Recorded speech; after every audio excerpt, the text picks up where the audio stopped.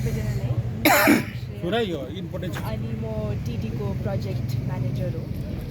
हाम्रो green mile project 3 साल भइसक्यो अहिले ग्रिन माइल प्रोजेक्टको, अनि टिडीलाई चाहिँ अलमोस्ट 8 साल भइसक्यो। अनि यो 8 सालमा चाहिँ हामीले 700 टन्स वेस्ट चाहिँ हामीले म्यानेज गरिसक्यौँ अहिलेसम्म। अन्त यसमा चाहिँ धेरै कुरा सिक्नु पाएँ हामीले एज अ टिम होइन। अनि यसमा चाहिँ एकदमै खुसी लाग्यो मलाई आज कि यो एउटा कम्युनिटीबाट एउटा प्रोग्राम हुँदैछ, एउटा यो एमआरएफको बिल्डिङ बनिँदैछ। तर यो स्टार्ट मात्रै हो।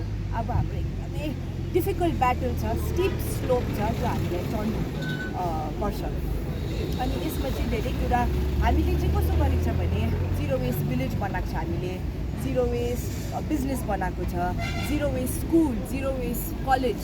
सो हामीले चाहिँ के गर्दैछ भने एज एन अर्गनाइजेसन जे हामीले सिक्नु सक्यो त्यसले चाहिँ हामीले मोडल्स बनाउँदैछ। जस्तो अब जिरो वेस्ट भिलेज कसरी बनाउँछ, कस्तो प्रकारले गर्नुपर्छ त्यसलाई खासमा चाहिँ त्यो जिरो वेस्ट बनाउनु। त्यही प्रकारले जस्तो अब हामी सोनादा डिग्रीमा पनि काम गर्दैछौँ, त्यो कलेजलाई हामीले आज जिरो वेस्ट कलेज पनि डिक्लेयर गरेको छ। अनि कस्तो प्रकारले चाहिँ अरू कलेजेसमा पनि हामीले त्यो गर्नु सक्छ।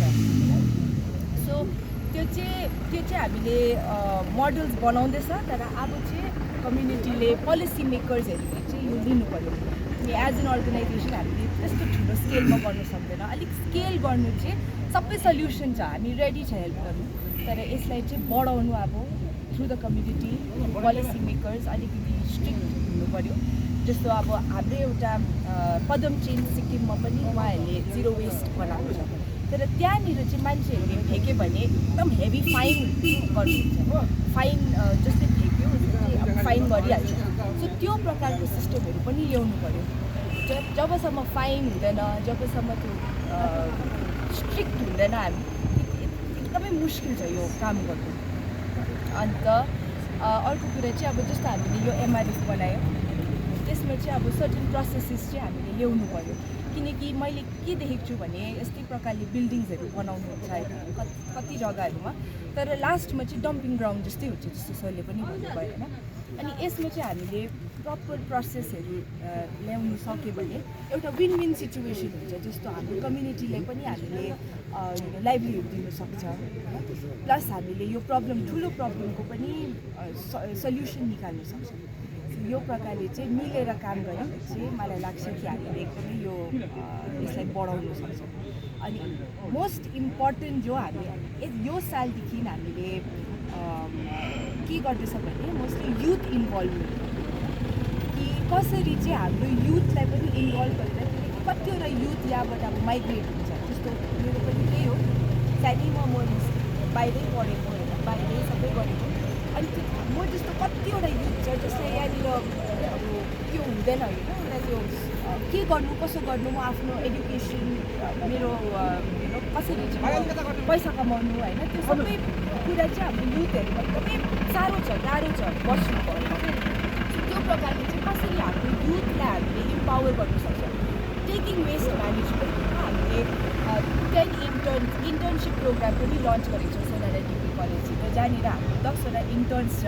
अनि उनीहरूलाई हामीले कतिवटा प्रायः स्किल्सहरू पनि स्किलिङ गरेको छ, धेरै स्किल्स। अब मार्केटिङ कसरी गर्नु, सेल्स कसरी गर्नु, डेटा कसरी बुझ्नु, किनकि यो वेस्ट म्यानेजमेन्टमा कति धेरै कुरा सिक्नु सक्छ।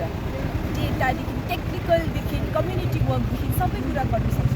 किनकि वेस्ट चाहिँ कस्तो हुन्छ भने हामी चाहिँ एकदमै लोएस्ट ह्याङ्गिङ फ्रुट भन्छ त्यसलाई, कि जब अब तपाईँले रुखबाट एउटा फल टिप्नु जान्छ नि, त्यो तपाईँ मुनिको टिप्छ होइन।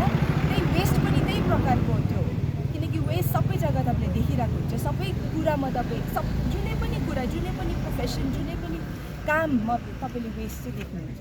सो चाहिँ एकदमै लोएस्ट ह्याङ्गिङ फ्रुट हो। त्यही प्रकारले हामीले यो जो 10वटा इन्टर्न्सहरू छ उनीहरूलाई हामीले 6 महिनाको पेड इन्टर्नसिप दिएर अलमोस्ट 50 हाउस होल्ड्सलाई चाहिँ हामीले जिरो वेस्ट बनाएको छ इन सोनादा।